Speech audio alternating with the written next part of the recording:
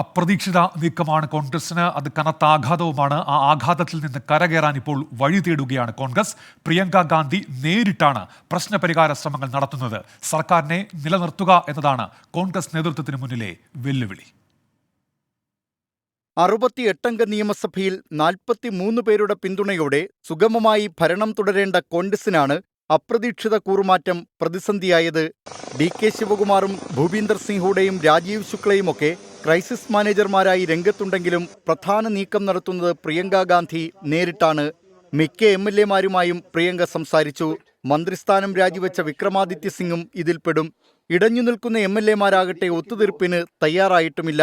ഹിമാചലിൽ ഭരണം ലഭിച്ചതു മുതൽ കോൺഗ്രസിൽ കല്ലുകടിയാണ്. മുഖ്യമന്ത്രിയായി സുഖ്വീന്ദർ സിംഗ് സുഖുവിനെ നിർദ്ദേശിച്ചപ്പോൾ എതിർപ്പുയർത്തിയ മുകേഷ് അഗ്നിഹോത്രിയെ ഉപമുഖ്യമന്ത്രിയാക്കേണ്ടി വന്നു. മുഖ്യമന്ത്രി പദം മോഹിച്ച വിക്രമാദിത്യ സിംഗിനെ മന്ത്രിയാക്കി. കോൺഗ്രസിന് 10-ലധികം സീറ്റ് ലഭിച്ച കാംഗ്ര മേഖലയിൽ നിന്ന് 2 മന്ത്രിമാരെ മാത്രം ഉൾപ്പെടുത്തിയതിൽ എതിർപ്പ് ശക്തമായിരുന്നു. ഷിംല മേഖലയിൽ നിന്നാണ് കൂടുതൽ മന്ത്രിമാരും. കോൺഗ്രസ് നേതൃത്വത്തിന്റെ വിലക്കവഗണിച്ച് അയോധ്യയിലെ പ്രാൺ പ്രതിഷ്ഠയിൽ വിക്രമാദിത്യ സിംഗ് പങ്കെടുത്തിരുന്നു. നടപടിയെടുക്കാൻ പാർട്ടിക്ക് കഴിഞ്ഞതുമില്ല. പ്രശ്നപരിഹാരത്തിന് കോൺഗ്രസിന് മുന്നിലുള്ള മാർഗങ്ങളിവയാണ്: 1. വിമതരെ അനുനയിപ്പിക്കുക. 2. സുഖ്വീന്ദർ സുഖുവിനു പകരം പുതിയ മുഖ്യമന്ത്രിയെ മുന്നോട്ട് വയ്ക്കുക.